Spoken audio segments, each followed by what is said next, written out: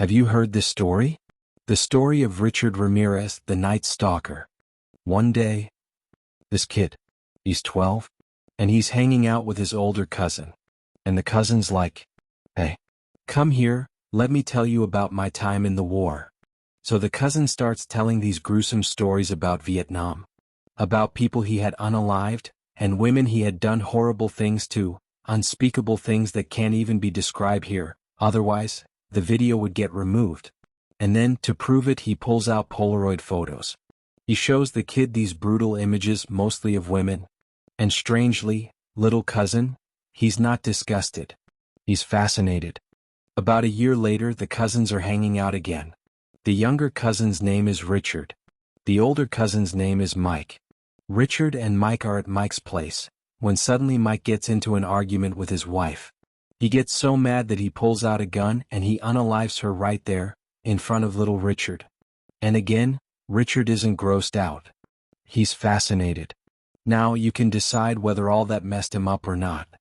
But shortly after, Richard starts doing drugs, especially the kind that make you hallucinate. He starts committing petty crimes and shoplifting all the time. He gets really deep into his dark version of religion. Eventually, he just says screw it and he drops out of high school. At 17, Richard lands a job at a Holiday Inn. While on shifts, he starts sneaking into guest rooms while they're asleep.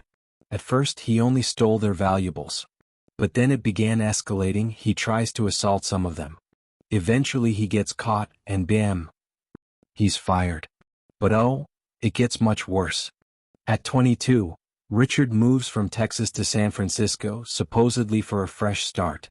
But instead of finding work, he spends most of his time on drugs. He completely gives up on hygiene.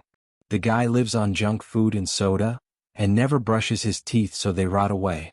He's just a stank ass at this point.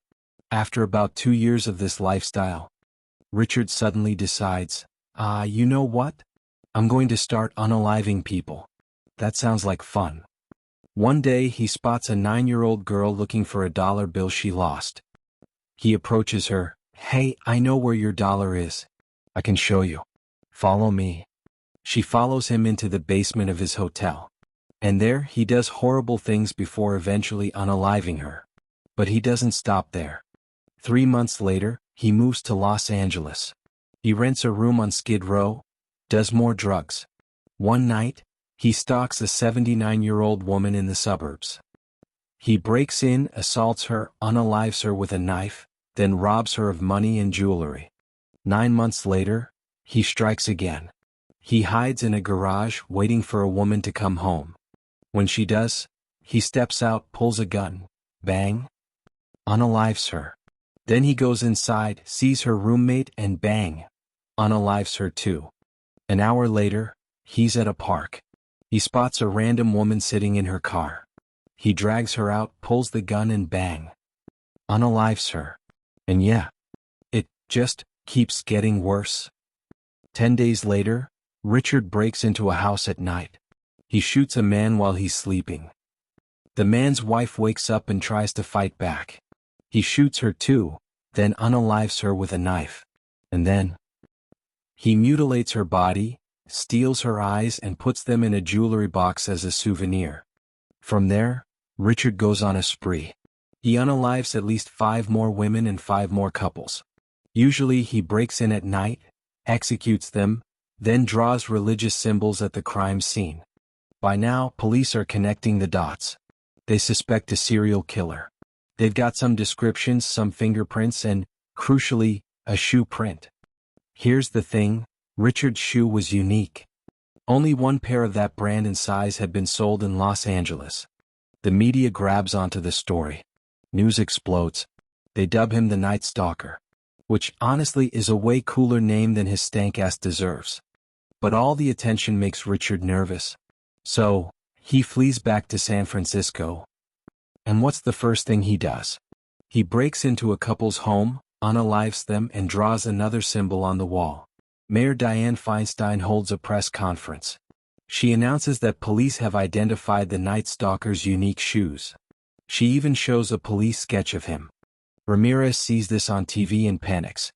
He runs to the Golden Gate Bridge and throws his shoes into the water so he'll never leave those prints again. But only days later he's back in Los Angeles.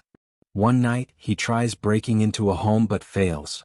Later, he hits another house, shoots the husband, assaults the wife and arrogantly tells her, "Tell them the Night Stalker was here."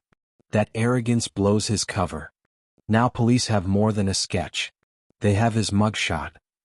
They release it, and suddenly, his face is everywhere. 2 days later, Richard is in Los Angeles at a convenience store, probably buying junk food. People recognize him.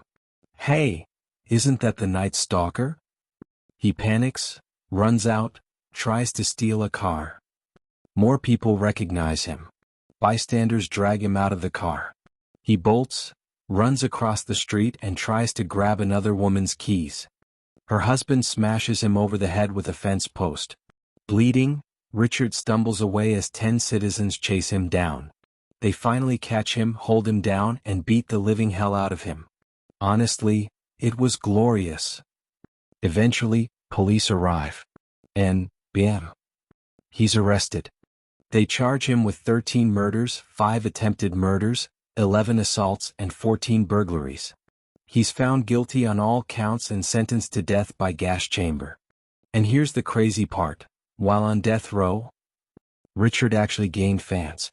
People wrote him letters, sent him gifts, and some even went as far as visiting him. But it gets even crazier. One woman actually married him. The serial killer, on death row. This stank-ass criminal somehow found love, while most of us are still struggling to find someone. Of course, karma eventually caught up to him. He later died of cancer. And honestly, I'm glad he's gone. The world is a better place without Richard Ramirez. And that's the terrifying story of Richard Ramirez, the Night Stalker, a man who turned the streets of Los Angeles into his hunting ground. But this is just one shadow in a world full of darkness. If you thought tonight was chilling, imagine what's coming next.